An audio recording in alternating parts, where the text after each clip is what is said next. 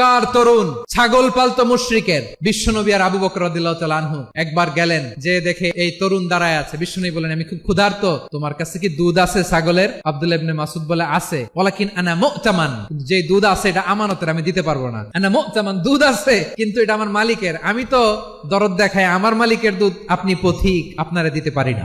বিশ্বনবী বলেন, আচ্ছা ঠিক আছে, দুধ দিও না, কিন্তু এমন ছাগি আছে কিনা যেই ছাগির সাথে কোনো ছাগলের মিলন হয় নাই, তার ওলানে দুধও আসে নাই, বাচ্চাও নাই, এরকম ছাগির থেকে যদি আমি দুধ খাই তাহলে তো সমস্যা নাই। বলতেছে, এরকম ছাগির থেকে দুধ খাইলে সমস্যা নাই, কারণ এরকম ছাগির ওলান থেকে দুধ আসবেও না। বলতেছে, ঠিক আছে, এরকম একটা ছাগি নিয়ে আসা হলো। বিশ্বনবী বিসমিল্লাহ বলে ওই ছাগির ওলানে হাত দিলেন। হাত দিতে দেরি, পুরো ওলানটা দুধে ভরে যেতে দেরি হয় না।